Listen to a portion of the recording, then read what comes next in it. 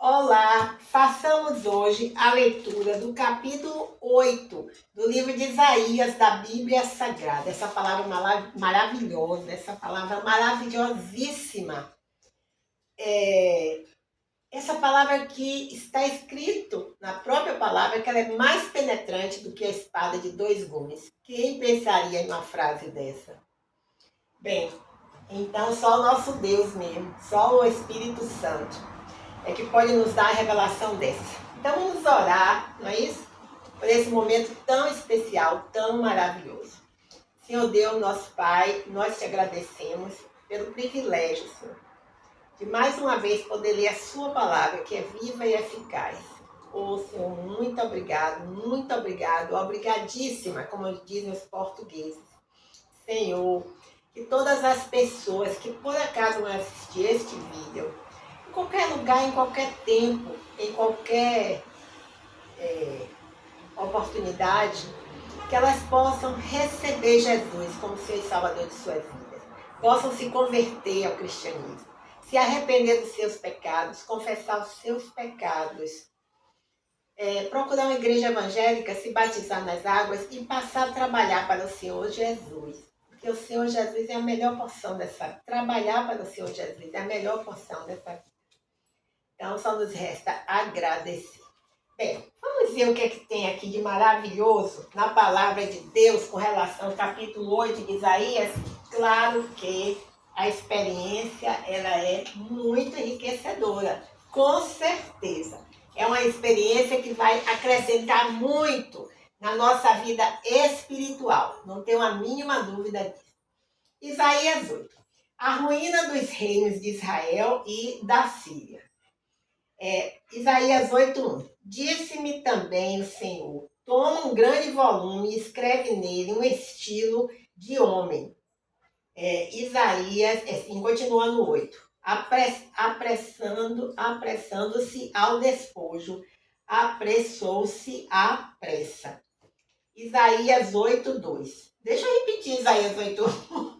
Olha só. Disse-me também o Senhor, toma um grande volume e escreve nele um estilo de homem. Apressando-se ao despojo, apressou-se à presa. Isaías 8:2. Então tomei comigo fiéis testemunhas, a Urias, sacerdote, e a Zacarias, filho de Jeberequias. Isaías 8:3. E fui ter com a profetisa, e ela concebeu e deu à luz um filho. E o Senhor me disse, põe-lhe o nome de Maher-Shalal-Has-Baz. Isaías 8:4. Porque antes que o menino saiba dizer, meu pai ou minha mãe, se levarão as riquezas de Damasco e os despojos de Samaria, diante do rei da Síria. Isaías 8:5. E continuou o Senhor a falar ainda comigo, dizendo, Isaías 8:6. Porquanto este povo desprezou as águas de Siloé, que correm brandamente, e com Rezim e com o filho de Remalias se alegrou. Isaías 8:7. Eis que o Senhor fará vir sobre eles as águas do rio, fortes e impetuosas, isto é, o rei da Síria, com toda a sua glória, e subirá sobre todos os seus leitos e transbordará por todas as suas ribanceiras. Isaías 8:8. E passará Judá, inundando-o, e irá passando por ele, e chegará até o pescoço, e a extensão de suas asas encherá a largura da tua terra, ó Emanuel. Isaías 8:9. Alvoroçai-vos, ó povos, e sereis quebrantados. Dai ouvidos, todos os que sois de longínquas terras. Cingi-vos e sereis feitos em pedaços. Cingi-vos e sereis feitos em pedaços. Isaías 8:10.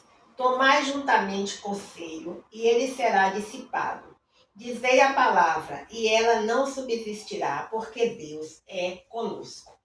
Isaías 8:11.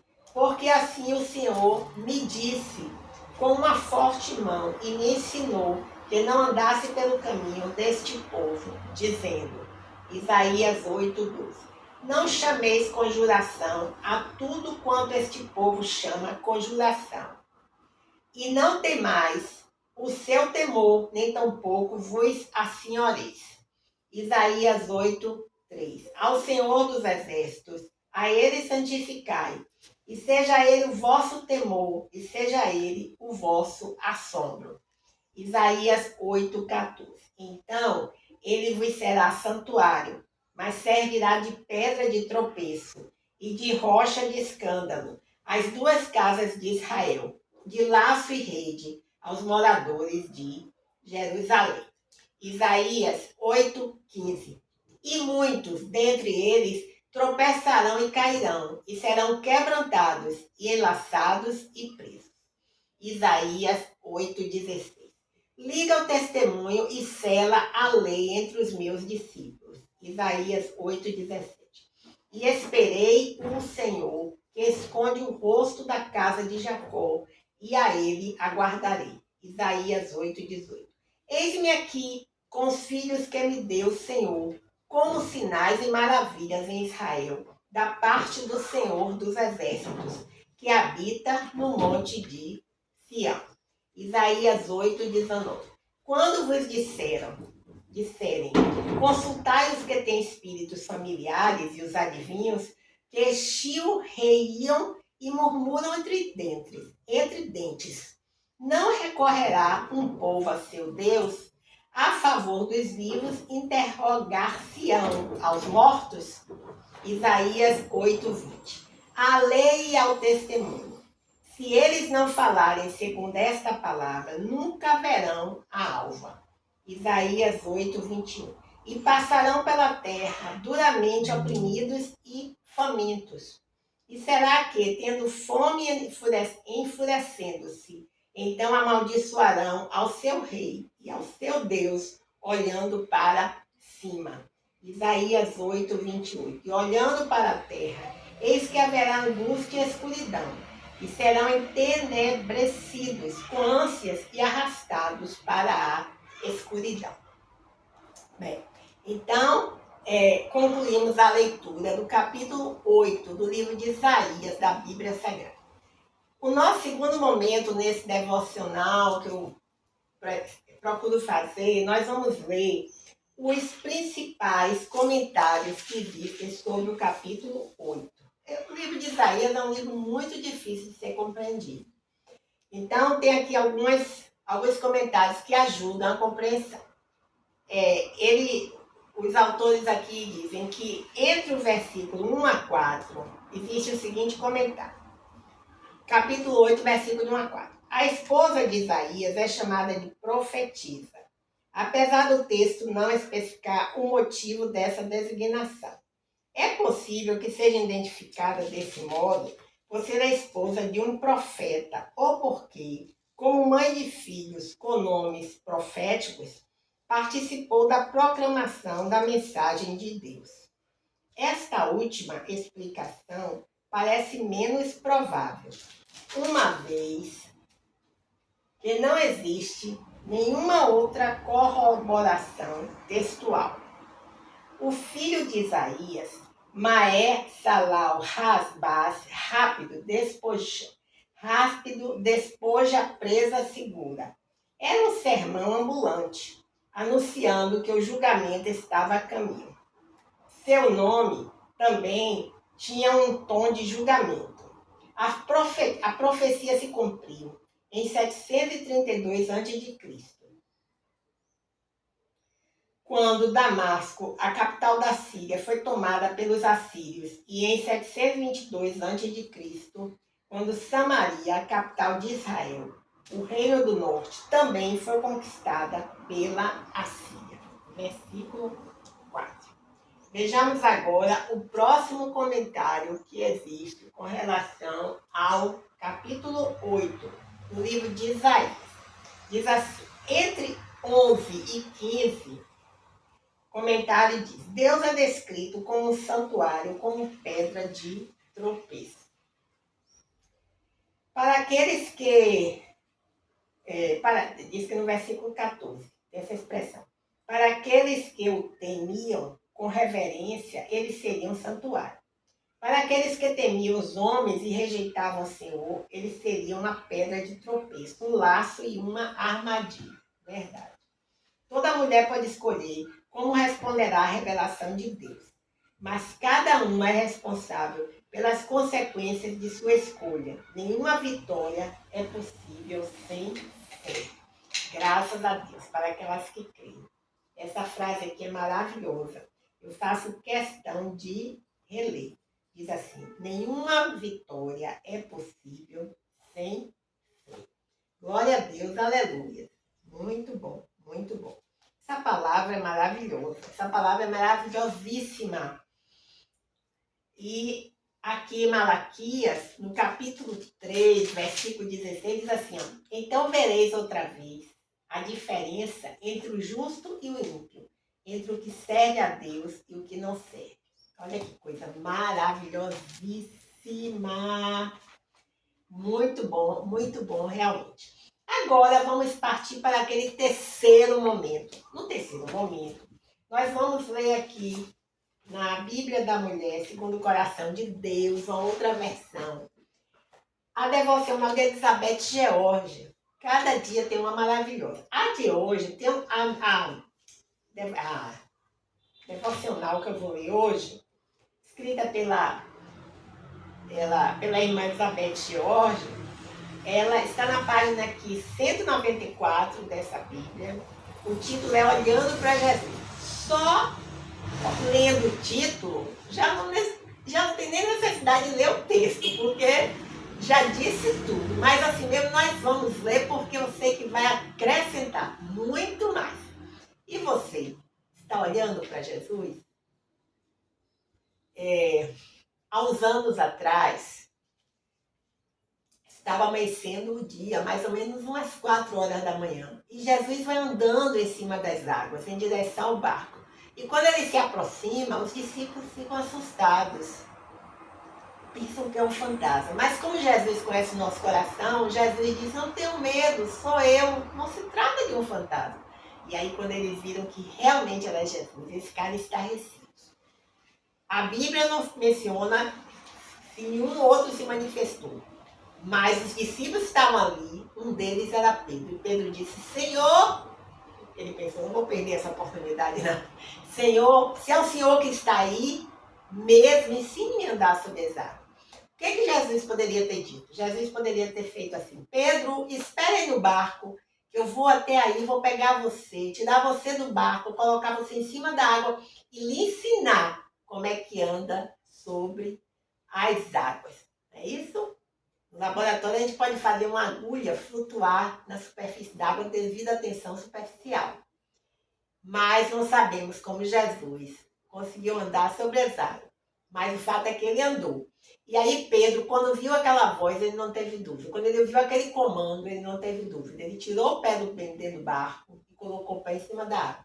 Não sabemos se ele ficou muito tempo pensando ou se foi de imediato. Mas é verdade que ele fez isso. E quando ele colocou o pé em cima da água, ele ficou estarrecido, a água sustentava ele.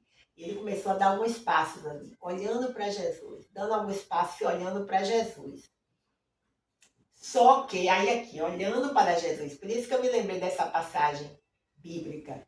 Só que Jesus deixou o mar balançar, a onda bater. E quando Pedro viu aquele tumulto ali, ele tirou a vista de Jesus, olhou ali para o fundo do mar e começou a afundar. Né? E uma vez eu estava passando essa passagem bíblica, uma saída de um metrô lá em Lisboa, e tinha uma senhora que vendia cachecols na frente da saída do metrô, da cidade universitária. E quando eu passei essa mensagem para ela não frequentava a igreja, aí ela falou assim para mim, e Pedro esqueceu até que era pescador e sabia nadar. Então você vê que naquele momento eu fui ministrar, passar uma palavra, falar para Jesus, e eu fui ministrada também. É verdade, quantas vezes entramos em pânico? Quando vemos as ondas, esquecemos que sabemos nadar. Então o que acontece? Pedro começou a afundar. E aí Jesus foi lá, pegou ele pelo braço e disse, venha Pedro, homem de pouca fé, por que duvidaste? A Bíblia também não relata, mas Jesus foi andando em cima da água e entrou no barco com Pedro. Também não sabemos. É provável que tenha acontecido assim. Não é? Bem, então, vamos ver aqui o que é que a Elizabeth George fala sobre olhar para Jesus, o que é que o Espírito Santo de Deus colocou no coração dela. Então diz assim, está baseado em Números 21:8. Vamos ver aqui o que é que tem 21:8 aqui. Diz assim, ó. Então o Senhor disse a Moisés, faz uma serpente de bronze e põe-na sobre uma haste. E acontecerá que todo aquele que for mordido e olhar para ela, preservará a sua vida. Bem, a murmuração é pecado de ingratidão. Azeda a alma, entorpece a mente e apaga as luzes da esperança. A murmuração provoca a ira de Deus. O povo de Israel partiu do Monte Hor pelo caminho do Mar Vermelho, rodeando a terra de Edom. Porém, se tornou impaciente no caminho e começou a falar contra Deus e contra Moisés. Afirmaram já estar enfastiados do maná e o chamaram de pão miserável. Deus colocou entre o povo serpentes venenosas que mordiam o povo e morreram muitos do povo de Israel. Desesperados com as consequências trágicas de seu pecado, foram a Moisés e pediram para que ele orasse a Deus, rogando a remoção das serpentes.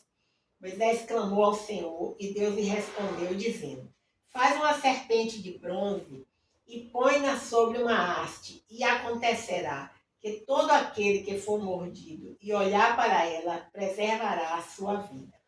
1500 anos depois, Jesus disse a Nicodemos, assim como Moisés levantou a serpente no deserto, também é necessário que o Filho do Homem seja levantado, para que todo aquele que nele crê tenha vida eterna. João 3, versículos 14 e 15. A única forma de sermos libertos do pecado, do veneno mortal, da antiga serpente, é olharmos para Jesus, aquele que levou sobre si os nossos pecados. Nele temos a completa redenção. E aí a oração de Elizabeth George, que é a minha também, diz assim, ó, Pai, quero manter os meus olhos em Ti. Livra-me do pecado, purifica meu coração, meu Deus, livra-me do mal. Então aqui essa primeira frase também ela é digna de ser repetida, né? Diz assim, a murmuração é pecado de ingratidão. Glória a Deus, aleluia. Que palavra é essa? Eita glória, como diz o irmão aí que eu conheço. Eita glória mesmo, que palavra é essa? Maravilhosíssima. Eu que estava vazia, já estou cheia de alegria, de esperança. Porque no dia a dia nós nos esvaziamos às vezes, diante das dificuldades que encontramos. Nos esvaziamos de quê? Da presença do Senhor. E agora eu estou cheinha de novo. Bem, agora vamos ler. Vamos para a quarta parte desse momento de oração, devocional. É quando nós vamos ler as letras desses hinos, né? Aqui diz que pertence à harpa vivada e coriza. Bem, nós já lemos muito, já estamos no 280 e... Lemos até ontem, até o 288. Hoje nós vamos ler o 289, a princípio. Então, a letra do hino aqui, 289, ela nos diz o seguinte, 289, vamos lá. Sob o sangue teu. Olha, são 5 estrofes e um refrão. 289. Asperge hoje meu coração, com sangue teu, ó Redentor. Liberta-me da vil tentação, com sangue teu, Senhor. Agora é o refrão. Sob o sangue teu, Senhor, guarda-me da corrupção. Sob o sangue expiador, eu tenho proteção. Agora a segunda estrofe. De todas as dúvidas, do temor, no sangue teu, vem me lavar dos males do grande tentador, ó queiras me livrar. Agora o refrão. Sob o sangue teu, Senhor, guarda-me da corrupção.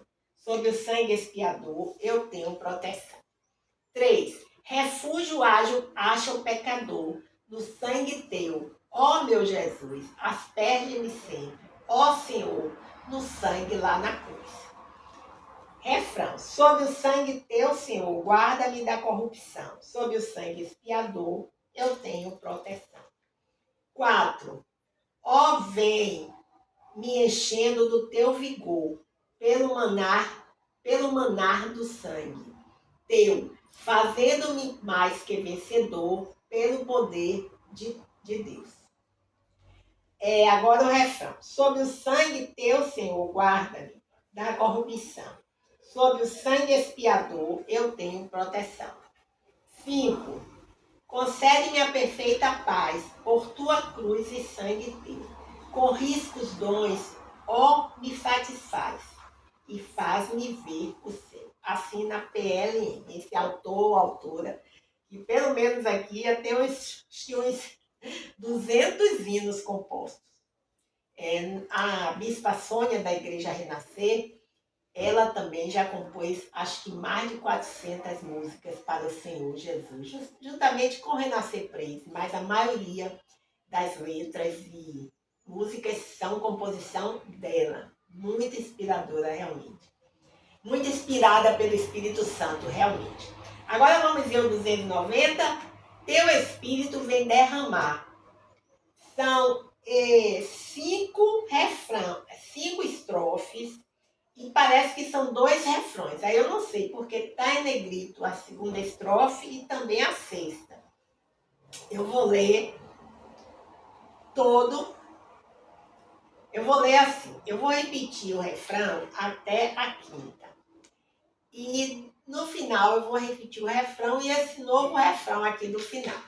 Diz assim: teu Espírito vem derramar. Amém, aleluia, glórias a Deus. Então, estrofe 1. Ó Senhor, nós esperamos que escutes a oração. Nós, teus servos, já chamamos, já clamamos com humilde oração. Agora o refrão. Teu Espírito vem, derrama sobre cada coração. E no crente que a ti clama, vem, confirma a petição. Estrofe número 2. Deixa o fogo do Espírito, sim, nos corações arder, para que tudo que é finito jamais possa se reter. 3. Aí o refrão de novo. Teu Espírito vem, derrama sobre cada coração. E no crente que a ti clama, vem, confirma a petição. Estrofe número 3. Ó Senhor, me purifica, tira o mal que está em mim. A minha alma santifica e me guarda até o fim. Refrão. Teu Espírito vem, derrama sobre cada coração. E no crente que te clama, vem, confirma a petição. 4. Dai-nos mais da tua graça e enche-nos do teu poder. Do teu templo, ó Deus, se faça a tua voz se perceber. Teu Espírito vem, derrama sobre cada coração. E no crente que te clama, vem e confirma a petição. 4. Dai-nos mais da tua graça e enche-nos do teu poder. Do teu templo, ó Deus, se faça a tua voz se perceber. Refrão. Teu Espírito vem, derrama sobre cada coração. E no crente que te clama, vem e confirma a petição. E aí vem, quinta estrofe. Dai-nos dons do teu Espírito. Faz milagres, ó Senhor, para que tudo que tens dito cumpra-se, meu Redentor. E agora vamos ver os 2 refrões. Teu Espírito vem, derrama sobre cada coração. E no crente que a te clama, vem e confirma a petição. Dou-te graças, Rei da Glória, pois ouviste a petição. Belos hinos de vitória, mas tu deste ao coração. Lindo, né? Lindo. E agora 291. A mensagem da cruz. São 4 estrofes. 1. Rude cruz se erigiu, dela o dia fugiu, como emblema de vergonha e dor. Mas contemplo essa cruz, porque nela Jesus deu a vida por mim, pecador. Eu sei a música desse hino, só que agora não sei se eu vou lembrar. O de cruz se erigiu, belo dia fugiu, como emblema de vergonha e dor, mas contemplo essa cruz. Ah, não, não é essa música aí. Sim, eu amo a mensagem da cruz. Até morrer eu a vou proclamar. Levarei eu também minha cruz, até por uma coroa a trocar. Desde a glória dos céus, o Cordeiro de Deus ao Calvário humilhante baixou. Essa cruz tem pra mim atrativo e sem fim, porque nela Jesus me salvou. Oh, glória a Deus! Sim, eu amo a mensagem da cruz. Até morrer eu a vou proclamar. Levarei eu também minha cruz, até por uma coroa trocar. Nesta cruz padeceu e por mim já morreu, meu Jesus, para dar-me o perdão. E eu me alegro na cruz, dela vem graça e luz para minha santificação.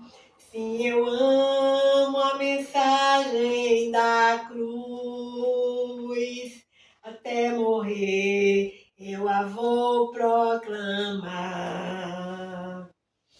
Levarei eu também minha cruz, até por uma coroa trocar. Eu vou cantar de novo o primeiro refrão.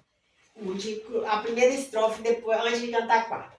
O de cruz se erigiu, dela o dia fugiu, como emblema de vergonha e dor.